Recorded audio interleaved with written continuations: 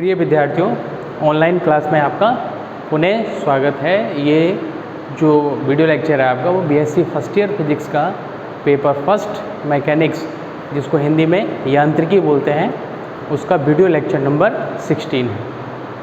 ठीक है, इससे पहले हम वीडियो को स्टार्ट करें और ये देख लेते हैं कि वीडियो नंबर 15 में हमने कितना स्टडी कर लिया था। ठीक है, चलिए देखते हैं। इसमें वीडियो लेक्चर अगर 15 की हम बात करेंगे तो इसमें हम लंबाई संकुचन के बारे में पढ़ रहे थे। किसके बारे में? लंबाई संकुचन के बारे में। चलिए हेडिंग डाल लेते हैं।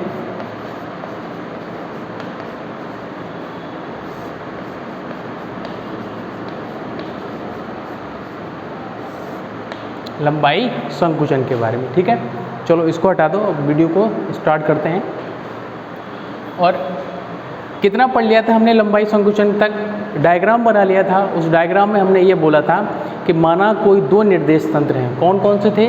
S और S डैश, जिसमें S डैश जो है वो S के सापेक्ष धनात्मक x अक्ष की दिशा में नियत वेग v से गतिमान है। ठीक है, इतना लिखने के बाद हमने उसमें देखा था कि कोई एक रॉड, कोई एक छड़ AB, रॉड क्या थी? AB। इसका डायग्राम आपको वीडियो लेक्चर नंबर 15 में मिलेगा। कोई एक रॉड है AB जो कि S डैश निर्देश तंत्र में रखी हुई है। कहाँ रखी हुई है?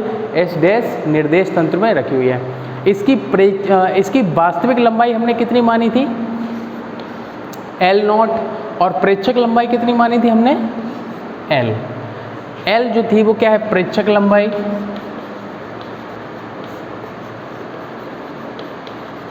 और ये क्या है? वास्तविक लंबाई।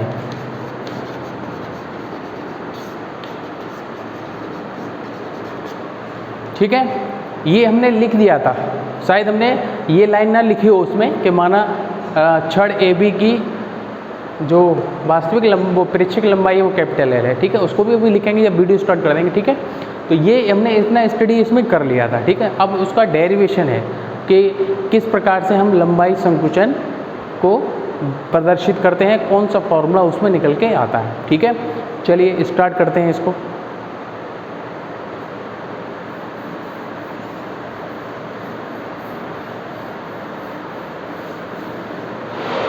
लेंथ कॉन्ट्रैक्शन बोलते हैं इंग्लिश में लंबाई संकुचन को। ठीक है, तो एक डायग्राम बना लें क्या दोबारा से? चलिए बना लेते हैं डायग्राम, है ना। देखिए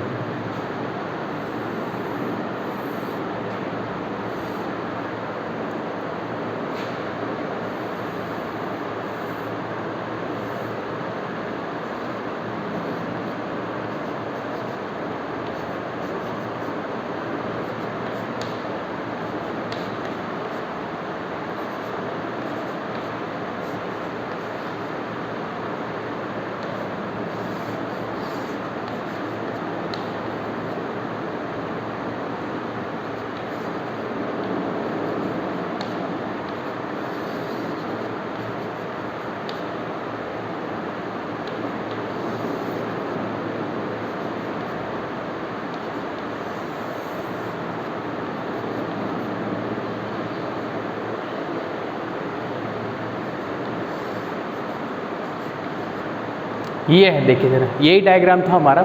एक बार इसको रिपीट देख लेते हैं, रिपीट कर लेते हैं। क्या है कि ये एक रॉड है AB, कहाँ रखी हुई है? S डैश निर्देश तंत्र में।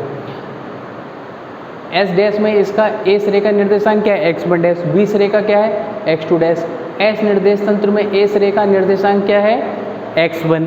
B सिरे का निर्देशांक क्या है? यहाँ से यहाँ तक क्या है? x2 है। ठीक है, तो x1 डैश और x2 डैश तो S डैश निर्देश तंत्र में इसके निर्देशांक हैं। और जो x1 और x2 जो निर्देशांक हैं वो कौन से निर्देश तंत्र में हैं? वो हैं आपके S निर्देश तंत्र में है। ठीक है, और रॉड की ये जो वो L0 दिखाई गई यहाँ पर, ये क्या है? वास्तविक लंबाई है। बस डायग्राम पुराना वाला है। अच्छा, ये जो है ना, इनकी कोई ज़रूरत नहीं। Z अक्ष जो है ना, इनको आप हटा दीजिए। ठीक है, बस इतना लिखा रहने तो। चलो आगे बढ़ते हैं वीडियो को। जो थ्योरी बची हुई थी उसको लिख लेते हैं। क्या था? हाँ, माना प्रेक्षक की लंबाई, वो माना छड़ AB की प्रेक्षक लंबाई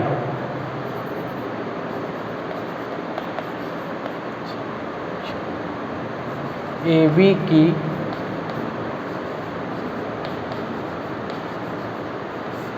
प्रेक्षक लंबाई क्या है? L है। तब चित्र के अनुसार देखो क्या समीकरण मिलेंगे, लिख लो पहले फिर समझते हैं। तब चित्रानुसार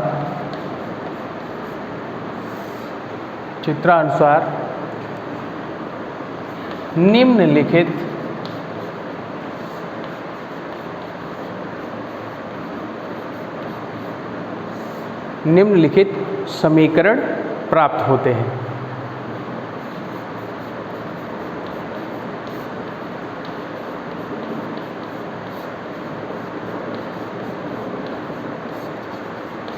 क्या होते हैं देखिए जरा। L0 बराबर, अब मैं यहाँ पर जो समीकरण लिख रहा हूँ वो आप जरा देख के बताना क्या हम इनको ऐसे लिख सकते हैं कि नहीं। देखिए जरा, L0 जो है उसको हम कैसे लिख सकते हैं? x2 dash minus x1 dash. L0 छड़ कहाँ पर स्थित है? S डैश निर्देश तंत्र में। यहाँ से यहाँ तक की दूरी कितनी है? x1 dash. यहाँ से यहाँ तक की दूरी कितनी है? x2 dash. इतनी दूरी आपको ज्ञात करनी है। तो इस पूरी दूरी में से, इस डिस्टेंस में से इतनी डिस्टेंस माइनस कर दीजिए। पूरे में से ये जो है इसमें से पूरे में इतना कर दोगे माइनस, यहाँ से यहाँ तक क्या बचेगा? ये बचेगा ना, ये लिख दिया है हमने। तो यहाँ पर L0 बराबर क्या लिख दिया? x2 dash minus x1 dash. समीकरण नंबर डाल दो इसको 1। क्लियर है? दूसरा समीकरण देखो, L बराबर क्या मिल जाएगा? x2 minus x1। सेम है, देख लीजिए डायग्राम में। यहाँ से यहाँ तक दूरी x1, यहाँ से यहाँ तक की दूरी x2। x2 में से x1 घटाओ, यही तो बचेगा ये भी। x1 x2 कौन से निर्देश तंत्र में है? S निर्देश तंत्र में है। ये आ गया आपका समीकरण नंबर 2। ठीक है, अब यहाँ पर लॉरेंज रूपांतरण समीकरण का प्रयोग किया जाएगा। देखिए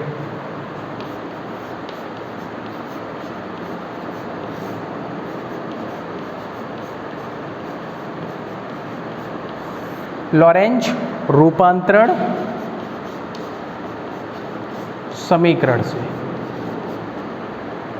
कौन से लॉरेंज रूपांतरण समीकरण? 4 हैं। तो 4 में से कौन सा? यहाँ पर देखो विस्थापन की बात आ रही है। किसकी बात आ रही है? विस्थापन की।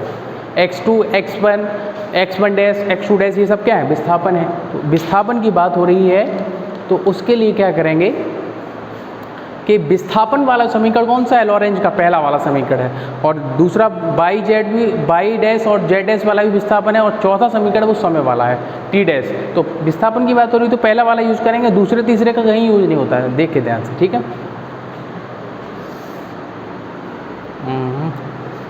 एक्स डैश बराबर x minus B t, x minus b और t upon under root 1 minus we square upon C square. ये आ गया, ठीक है। इसको डाल दो समीकरण नंबर 3। अब समीकरण 3 के आधार पर इसको नोट कर ही लिया होगा आपने, नोट कर लो। अब मैं इसको हटाने जा रहा हूँ, ठीक है।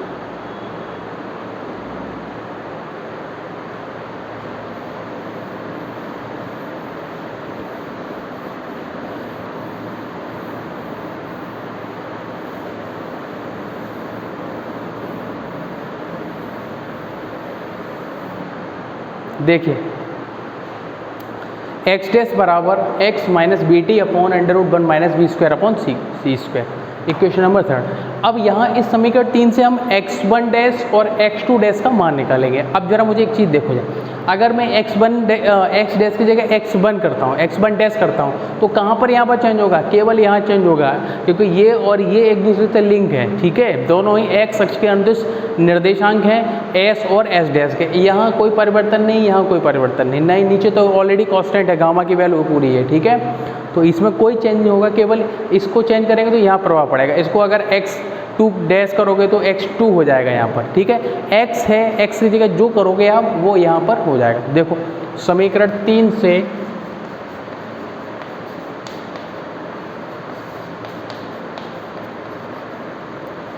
x1 डैश बा x2 डैश का मान ज्ञात करने पर, मान ज्ञात कीजिए। x1 डैश बराबर क्या आ जाएगा, x1 minus B t upon under root 1 minus B square upon सी स्क्वायर। इक्वेशन नंबर आ गया आपका 4। क्लियर। अब हम बात करेंगे समीकरण नंबर 300 किसकी, x2 डैश की। x2 डैश बराबर क्या आ जाएगा, x2 minus B t upon under root 1 minus B square upon सी स्क्वायर। इक्वेशन नंबर आ गया आपका ये 5। देख लीजिए ध्यान से, समीकरण 4 और समीकरण 5 आ गया आपके पास। किस समीकरण का यूज किया आपने, इस वाले समीकरण का यूज किया है, ठीक है। कौन सा समीकरण का, 3 का, और इसके आधार पर x1 डैश और x2 डैश की वैल्यू निकाल ली है। चलिए इसको हटा देते हैं। अब डायग्राम को भी हटा दीजिए, इसकी भी कोई ज़रूरत नहीं है।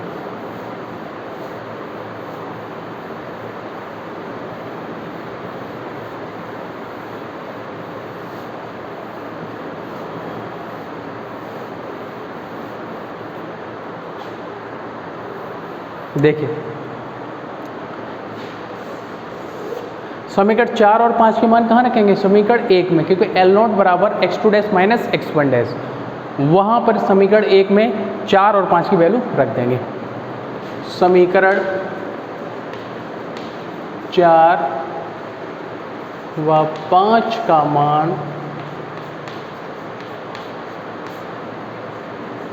समीकरण 1 में रखने पर,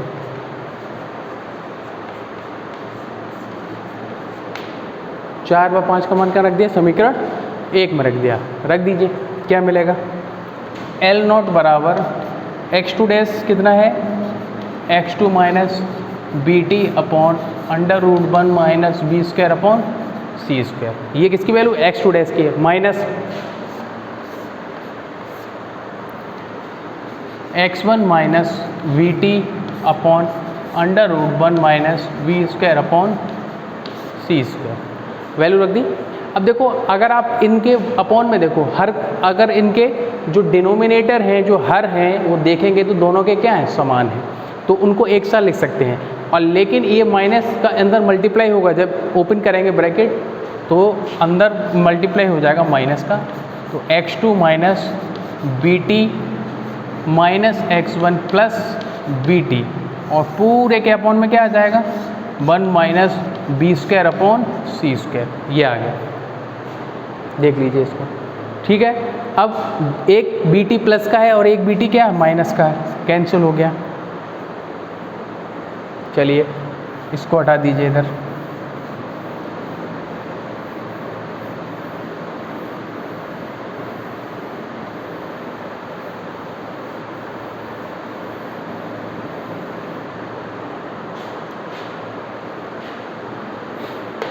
जो बचा हुआ है उसको लिख लेंगे। क्या बचा हुआ है, L0 बराबर x2 minus x1 upon under root 1 minus we square upon C square. ये आया। अब जरा ध्यान से देखिए कि इसके ऊपर x2 माइनस क्या लिखा हुआ है, x1, तो x2 माइनस जो x1 लिखा हुआ है, तो इसमें x2 माइनस x1 की जगह समीकरण 2 की सहायता से क्या लिख सकते हैं, L लिख सकते हैं, ठीक है। चलिए समीकरण 2 से L बराबर x2 माइनस x1 रखने पर क्या आ जाएगा, तो L0 बराबर L upon under root 1 minus B square upon सी स्क्वायर। ये आ गया। और आपको क्या ज्ञात करना है, प्रेक्षक लंबाई, वह लंबाई ज्ञात करनी है जो संकुचित हो गई है। चलिए इसको हटा दीजिए।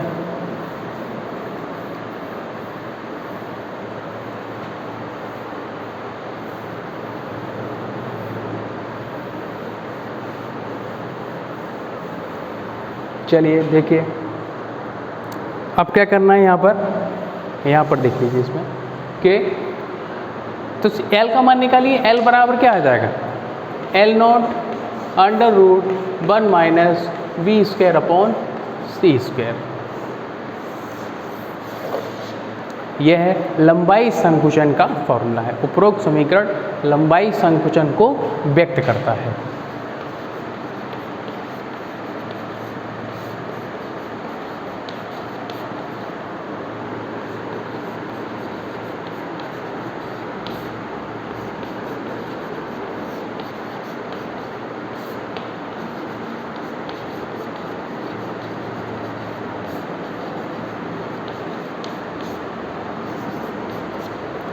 ये आ गया आपका, ठीक है। लंबाई संकुचन नोट कर लेंगे इसको। कोई डाउट है अगर, नंबर आपको पता है व्हाट्सएप का, अगर कॉलेज का नहीं तो आप मेरे को व्हाट्सएप कर सकते हो। एक बार फिर से बता दे रहा हूँ, 6395098115, इस पे आप मेरे को बता सकते हो, ठीक है।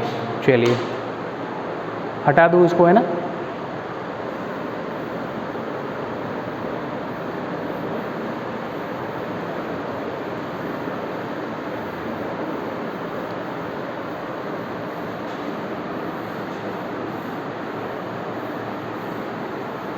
देखो एक पॉइंट याद आ गया, उसको देख लो। इस पॉइंट से आपको एक चीज़ ऐसी जानने को मिलेगी, बिल्कुल आपके लिए न्यू है, अब तक आपने उसको नहीं जाना होगा, नहीं हो सकता किसी ने बताया हो। देखिए क्या है, लंबाई संकुचन का फॉर्मूला देखिए, इसका कमाल देखो क्या है कि अगर कोई कण है, कण का बेग प्रकाश के बेग के बराबर हो जाए, कण का बेग है वो किसके बेग के बराबर हो जाए, प्रकाश के बेग के बराबर हो जाए, ठीक है। तो प्रेक्षक लंबाई उसकी क्या दिखाई देगी, उस कण की प्रेक्षक लंबाई L बराबर क्या मिल जाएगा आपको, देखो जरा, L0 √1 minus B C square, B बराबर क्या है C, तो बी की जगह क्या रख दिया हमने C, तो C square upon C square, इससे ये क्या होगा कैंसिल, तो L बराबर क्या मिलेगा 0। अब यहाँ पर देखिए फैक्ट देखिए, इसका कमाल देखिए क्या है कि अगर किसी कण को आपने प्रकाश के बेग से फेंक दिया तो उसकी लंबाई क्या हो जाएगी 0, यानी कि फिर आपको वो कण दिखेगा नहीं। मतलब क्लियर है कि अगर किसी पार्टिकल्स को, किसी भी वस्तु को 3 लाख किलोमीटर प्रति सेकंड, 3 लाख किलोमीटर प्रति सेकंड के वेग से, वेलोसिटी से, स्पीड से अगर आप किसी भी पार्टिकल को फेंक देते हैं, उतना उसको वेग दे देते हैं, तो उसकी लेंथ क्या हो जाती है 0। इतना वेग का मतलब समझ रहे हो, प्रति 1 सेकंड में पृथ्वी के कितने चक्कर लगाएगा वो, कैलकुलेट कर लेना आप खुद ही, ठीक है। तो उसकी लेंथ क्या हो जाएगी, ऑटोमेटिक 0 हो जाएगी, अकॉर्डिंग टू लेंथ कॉन्ट्रैक्शन और आपेक्षिकता के विशिष्ट सिद्धांत से, ठीक है। चलिए अब इसको हटाते हैं।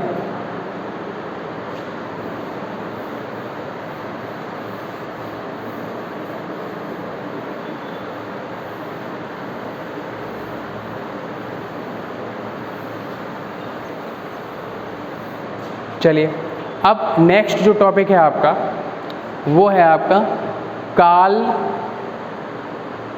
विस्फारण या समय प्रस्फुरण। देखिए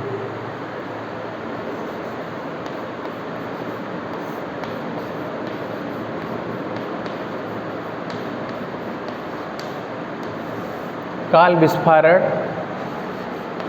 या समय प्रस्फुरण,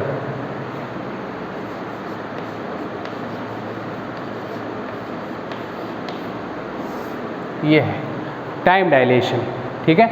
काल विस्फारण या समय प्रस्फुरण नेक्स्ट है, ये भी उसी से टॉपिक रिलेटेड है, वो लॉरेंज रूपांतरण समीकरण से, और अभी जो कराया सेम उसी के टाइप से निकलेगा, थोड़ा सा चेंज रहेगा। चलिए इसका पहले डायग्राम बना लेते हैं।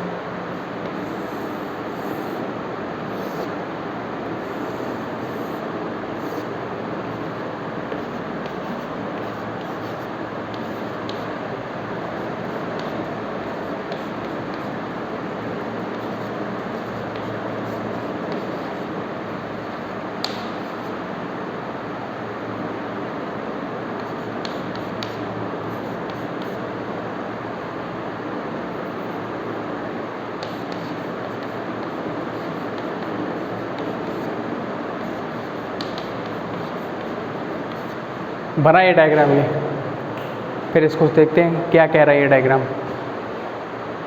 और 2 लाइनों की थ्योरी तो उसमें भी कॉमन रहेगी। माना कोई 2 निर्देश तंत्र S और S डैश हैं, जिसमें S निर्देश तंत्र S डैश निर्देश तंत्र S निर्देश तंत्र के सापेक्ष धनात्मक x अक्ष की दिशा में नियत वेग b से गतिमान है।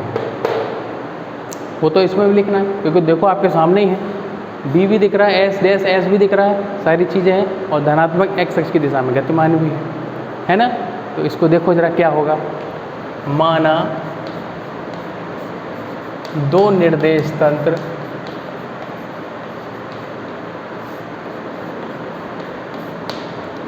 S डैश है, जिसमें S डैश S के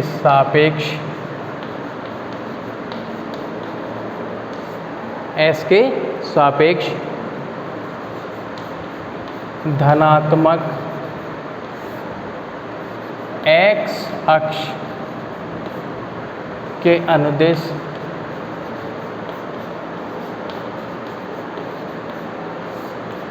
नियत वेग